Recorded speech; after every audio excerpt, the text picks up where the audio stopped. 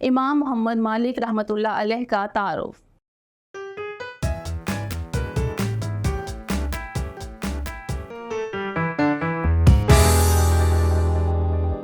السلام علیکم عزیز طلبہ و طالبات، میں آپ سب کو مون لائٹ انٹرنیشنل پبلشر کے ڈیجیٹل تعلیمی پلیٹ فارم پر خوش آمدید کہتی ہوں۔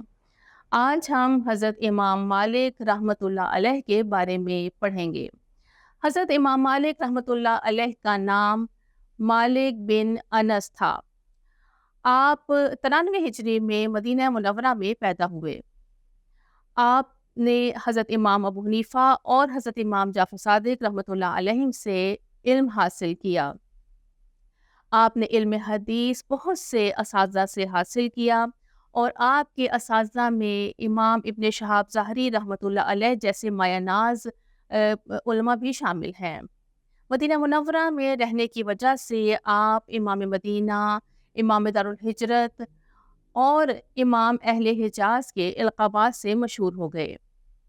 آپ اپنے زمانے میں حدیث کے سب سے بڑے عالم تھے۔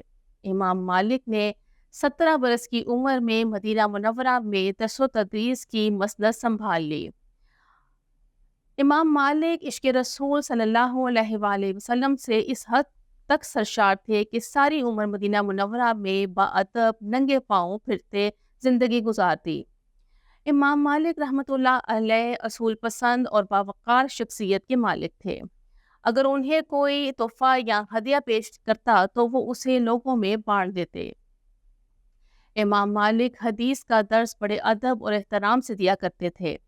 غسل کرتے، خوشبو لگاتے، نئے کپڑے پہنتے، بڑی خشوع و خضوع کے ساتھ اور وقار سے بیٹھ کر حدیث کا درس دیتے تھے۔ امام مالک نے احادیث کا ایک مجموعہ تالیف کیا جس کا نام موطا امام مالک ہے۔ اس میں احادیث اور آثار کی تعداد 1027 ہے۔ امام مالک رحمۃ اللہ علیہ کو مدینہ منورہ سے شدید محبت تھی۔ آپ کی خواہش تھی کہ آپ کا انتقال مدینہ منورہ میں ہی ہو۔ یہ خواہش آپ کے دل میں اس درجے تک بس چکی تھی کہ آپ مدینہ منورہ سے باہر نہیں نکلتے تھے کہ کہیں ان کا انتقال مدینہ منورہ سے باہر نہ ہو جائے۔ امام مالک فتویٰ بیان کرنے میں بھی انتہائی محتاط تھے۔ آپ نے فرمایا، میں ایک انسان ہوں جس سے دروس کے ساتھ غلطیاں بھی ہوتی ہیں۔ میرے موقف کو پرکھو، جو کتاب اور سنت کے مطابق ہو اسے لو اور جو کتاب اور سنت کے مخالف ہو اسے چھوڑ دو۔ امام مالک رحمۃ اللہ علیہ نبی کریم صلی اللہ علیہ وآلہ وسلم کی سنت کی پیروی کو ہر مسلمان کے لیے اہم سمجھتے تھے۔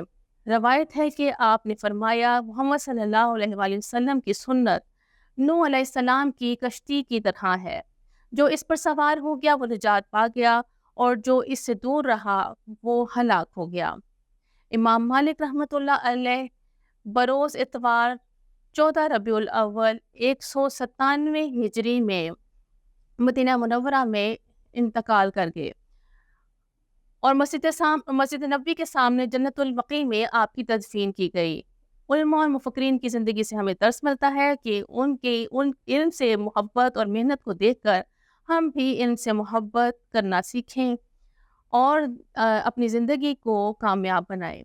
اللہ حافظ۔